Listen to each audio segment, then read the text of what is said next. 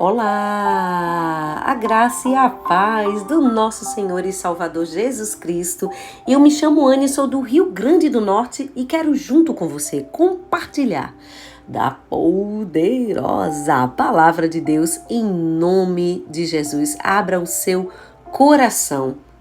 E hoje estamos chegando ao 29º dia da leitura do livro Uma Vida com Propósitos. E o tema de hoje, aceitando sua missão. Hoje nós faremos a leitura de 3 versículos introdutórios. Está com a Bíblia? Se não estiver, grava nas tábuas do teu coração.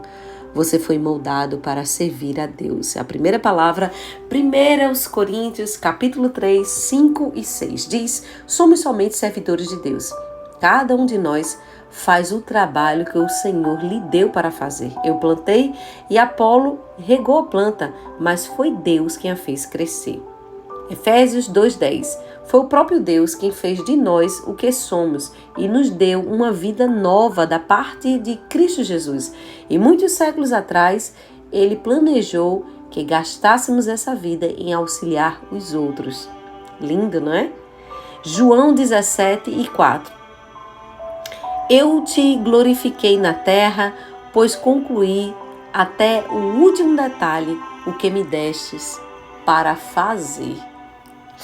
Você foi posto na terra para fazer a sua contribuição. Você não foi criado apenas para consumir recursos, comer, respirar e ocupar espaço. Deus te projetou para que sua vida faça a diferença. Apesar de muitos livros de sucesso informarem sobre tirar o máximo da vida, não foi para isso que Deus lhe criou. Exatamente. Você foi criado para acrescentar a vida da terra, não apenas para extrair. Deus quer que você devolva algo. Esse é o 4º propósito que Deus tem para a sua vida. Se chama ministério ou serviço. E a Bíblia oferece alguns detalhes. Sabia disso? Você foi criado para servir a Deus. Deus quem criou para que fizéssemos as boas obras que Ele já havia preparado para nós. Essas boas obras são serviço. Você que sempre serve as pessoas de alguma forma, você está, na verdade, servindo a Deus e cumprindo os seus propósitos. Nos 2 capítulos, você verá Deus cuidadosamente moldando você para o seu propósito. E o que Deus disse para Jeremias? Ele também diz para mim e para você. Antes que eu fizesse no útero da sua mãe, eu escolhi. Antes que você nascesse, eu lhe separei para uma obra especial. Você foi posto nesse planeta para uma missão especial. Você foi salvo para servir a Deus. A Bíblia diz: foi Ele quem nos salvou e nos escolheu para o seu santo trabalho. Não somente porque merecemos, não tem nada a ver conosco, mas porque era o plano de Deus muito antes do princípio do mundo. Mostrar o seu amor e a sua bondade para conosco por meio de Cristo. Nós nada merecemos. Deus o redimiu para que você pudesse exercer sua santa vocação.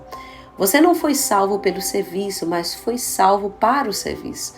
No reino de Deus, você tem um lugar, um propósito, um papel e uma função a cumprir. Isso dá à sua vida enorme importância e valor.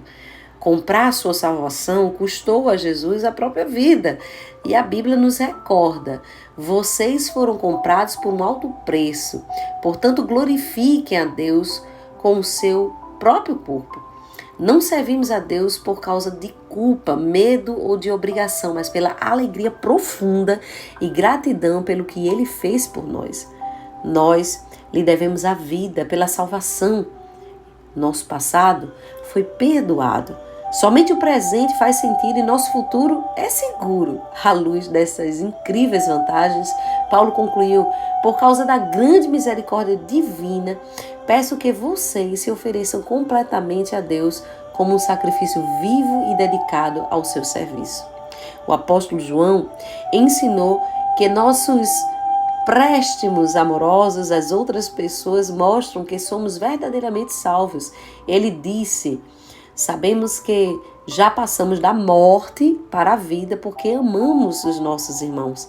Se não temos nenhum amor pelos outros, então nenhum desejo de ajudar as pessoas e de preocupar apenas com as minhas necessidades. Isso deveria questionar se realmente a minha vida está servindo a Cristo para o benefício comum. Um coração salvo é um coração que deseja servir. Outro termo relativo a servir a Deus é que é muito mal compreendido pela maioria das pessoas, é a palavra ministério. A maioria das pessoas escuta a palavra ministério, pensa em pastores, sacerdotes, padres, profissionais, mas Deus diz que cada membro da família é um ministro. Na Bíblia, as palavras servo e ministro são sinônimas, assim como serviço e ministério. Se você é cristão, é um ministro, e quando você está servindo, você está ministrando. Quando a sogra de Pedro estava enferma, ela foi curada por Jesus e ela instantaneamente se levantou e começou a servi-lo, usando seu novo dom de saúde.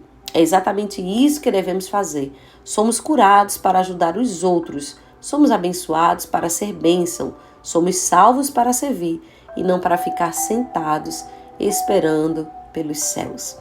Você nunca perguntou por que Deus não nos leva para o céu imediatamente após aceitarmos a sua graça? Por que Ele nos deixa em um mundo decadente? Ele nos deixa aqui para cumprir seus propósitos. Uma vez que você esteja salvo, Deus pretende usá-lo para os seus objetivos. Deus tem para você um ministério em sua igreja e uma missão para o mundo. Você é chamado para servir a Deus. Enquanto crescia, você deve ter pensado que ser chamado por Deus era algo que somente missionários, pastores, freiras e outros obreiros de tempo integral experimentavam. Mas a Bíblia diz que todo cristão é chamado para servir. Seu chamado para ser salvo inclui o chamado para servir. Ambos são o mesmo chamado. Independentemente de seu emprego ou carreira, você é chamado para ser um cristão servindo em tempo integral.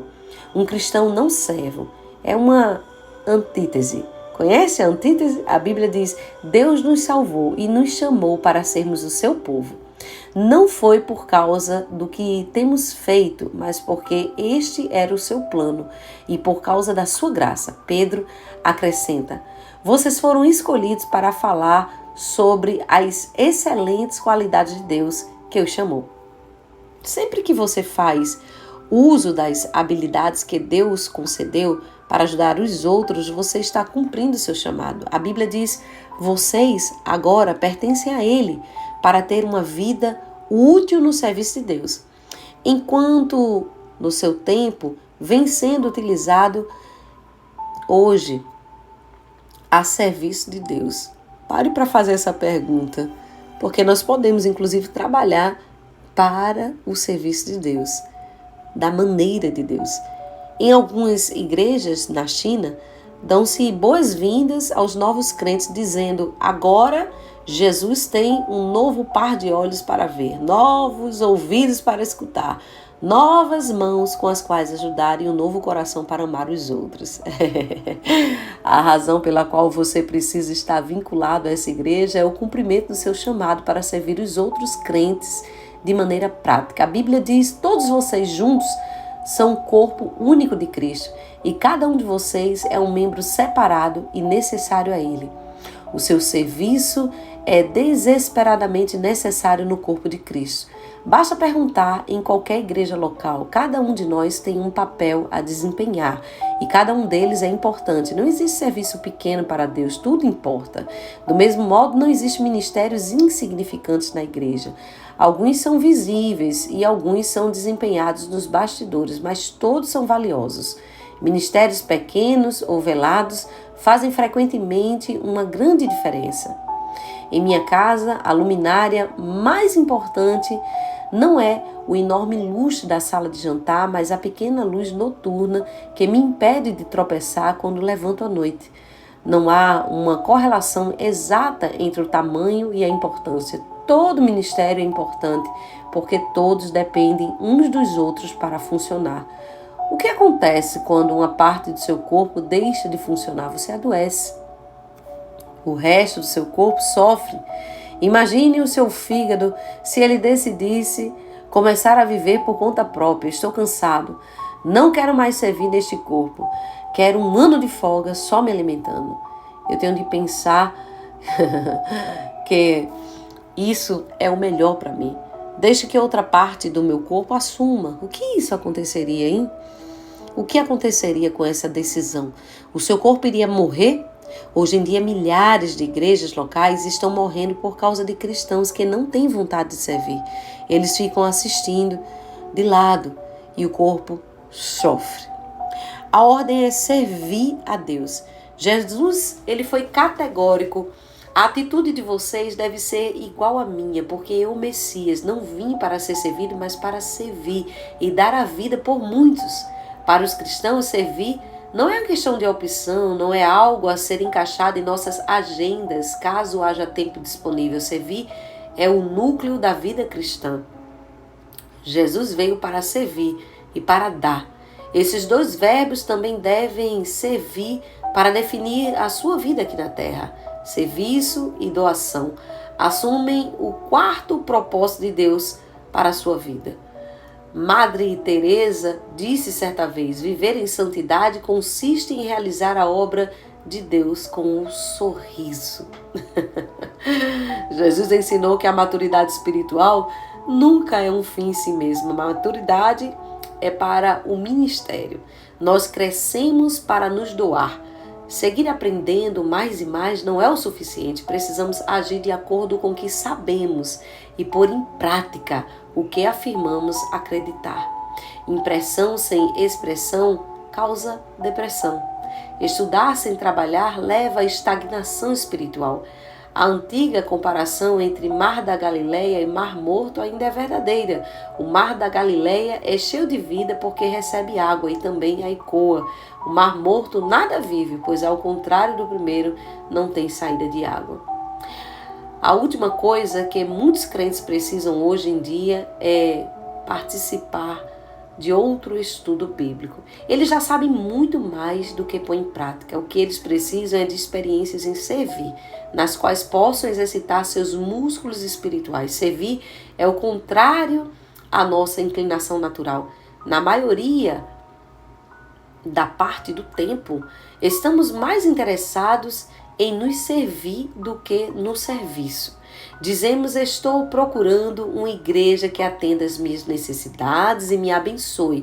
E não estou procurando um lugar onde possa servir e ser abençoado. Esperamos que os outros nos sirvam e não ao contrário. Mas à medida que amadurecemos em Cristo, o foco de nossa vida deve ser deslocado progressivamente para termos uma vida de serviço.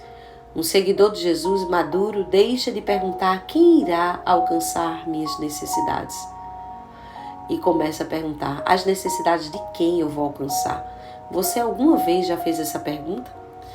Preparando-se para a eternidade. No fim de sua vida na terra, você ficará perante Deus e Ele avaliará como você serviu os outros na sua vida. A Bíblia diz: cada um de nós prestará contas de si mesmo a Deus. Pense nas implicações disso. Algum dia Deus irá comparar quanto tempo e energia gastamos conosco em relação a que utilizamos para servir os outros. Nesse momento, todas as nossas desculpas para o egoísmo soarão vazias. Eu estava muito ocupado, eu tinha os meus próprios objetivos, eu estava preocupado em trabalhar, em me divertir, em preparar a minha aposentadoria. Todas as desculpas, Deus responderá: sinto muito, resposta errada. Eu criei, salvei, chamei e ordenei você. Que você tivesse uma vida de serviço aos outros. Qual parte você não entendeu? A Bíblia alerta os que não creem. Ele derramará a sua ira e o seu castigo sobre os que vivem para si mesmo. Mas Para os cristãos, isso significará a perda das recompensas eternas. Nós só estamos completamente vivos quando ajudamos os outros. Jesus, ele disse: se você insistir em salvar a sua própria vida, você a perdê-la. Somente aqueles que põem de lado a sua própria vida por causa da boa nova é que saberão realmente o que significa viver. Essa verdade é tão importante que é repetida 5 vezes nos evangelhos. Se você não está servindo, está apenas existindo, porque a vida foi feita para o ministério. Deus quer que você aprenda a amar e a servir as pessoas de forma altruísta. O serviço e a importância. Você dará a vida por algo? O que você ou ao que você daria a sua vida? Uma carreira, um esporte, um passatempo, uma fama, riquezas? Nenhuma dessas coisas é tão importante e é para sempre. Servir é o caminho para a verdadeira importância. É através do ministério que descobrimos o significado da vida. A Bíblia diz: todos achamos nosso significado e função como parte do seu corpo. Ao servirmos junto da família de Deus, nossa vida assume uma importância eterna. Paulo disse: quero que vocês pensem com tudo isso, como isso torna vocês mais importantes, não menos, por causa daquilo que vocês são parte. Deus quer usá-lo para que você faça a diferença no mundo dele. Ele quer trabalhar por meio de você. O que importa não é a duração da sua vida, mas a contribuição que ela dá. Não quanto você viveu, mas como viveu. Se você não está envolvido em algum serviço ou ministério, que desculpa você tem usado? Abraão era velho, Jacó inseguro, Lia era sem atrativos, José foi maltratado, Moisés gaguejava, Gideão era pobre, Sansão era codependente, Raabe era imoral, Davi teve um amante e todo tipo de problema familiar. Elias tinha tendências suicidas, Jeremias era depressivo, pura depressão. Jonas era relutante, Noemi era viúva, João Batista era excêntrico para dizer o mínimo, Pedro era impulsivo e temperamental, Marta se preocupava demais, a mulher samaritana teve vários casamentos fracassados, Zaqueu era indesejado, Tomé tinha dúvidas, Paulo tinha uma saúde fraca, Timóteo era tímido. Aí está uma boa variedade de desajustes, mas Deus usou cada um deles a seu serviço. Ele também usará você, se você deixar. Senão, você vai dar desculpas. E hoje é o 29º dia, pensando sobre o meu propósito. O tema para a reflexão: servir não é uma questão de opção. E o versículo para memorizar: porque somos criação de Deus, realizada em Cristo Jesus, para fazermos boas obras, as quais Deus preparou antes para que nós praticássemos. Efésios 2:10. E a pergunta para meditar: o que está me impedindo de aceitar o chamado de Deus para servi-lo? Temos visto pessoas desanimadas no servir. Eu quero fazer uma oração especial por você. Pai, em nome de Jesus, nós sabemos, ó Deus, que o Senhor nos chamou para sermos ministros de uma nova aliança, todos nós, para termos o ministério da reconciliação. E nós precisamos aceitar a nossa missão e o convite do Senhor. O Senhor não quer que a gente faça por obrigação, mas o Senhor quer que a gente queira fazer. Que a gente voluntariamente, assim como o exemplo do teu filho, se entregue aos teus propósitos. Senhor, nós fomos criados para te servir e nós precisamos contribuir com a nossa vida aqui na terra, com aquilo que o Senhor nos salvou para fazermos. Nos ensina, Senhor, nos ensina a encontrar este caminho, nos liberta do medo, da culpa ou desse sentimento de obrigação, mas nos dá alegria profunda e gratidão ao fazer algo por Ti, porque é assim que nós nos sentimos, Senhor. Tão pequenininhos, mas o Senhor Consegue, ó Pai, nos usar. Ó Deus, que no nome de Jesus nós possamos prestar serviço aos irmãos de forma amorosa, nos colocando no lugar do outro de forma empática, o amor altruísta, como diz a Tua palavra, como nos ensina o Senhor. Nós somos chamados para isso, Pai, para entregar a nossa vida, que o Senhor possa receber desde já o nosso coração, nos ensina com a verdadeira maturidade espiritual, a fim de que nós não vivamos para nós mesmos, Senhor. A ordem neste dia de hoje é servir. Nós estamos preparados para nos encontrar contigo. Aqueles que não estão, que o Senhor use de misericórdia. Aqueles que abriram mão do serviço por algum motivo, se entristeceram com figuras de pessoas. Por qualquer que seja a razão, eu, Anne, tua filha, agora eu vou pedir perdão a essa pessoa. Perdoe quem te feriu. Por favor, volte a servir. Deus não pode ser culpado por isso. Volte a congregar, volte ao corpo de Cristo. Perdoe. Por favor, ouça a voz de Deus. Senhor, que o serviço dessa pessoa seja algo tão importante e sublime, que ela compreenda o verdadeiro significado da vida. Senhor, ajuda-nos, Senhor, a caminharmos dia após dia com o entendimento dessa palavra, sem dar desculpas para Ti. Assim eu oro e já agradeço, porque servir não é uma questão de opção, mas uma ordem de Deus. Que aquilo que está impedindo de pessoas aceitarem o Teu chamado, agora, em nome de Jesus, seja desfeito na autoridade do Teu nome. Assim eu oro e já Te agradeço. Amém e amém.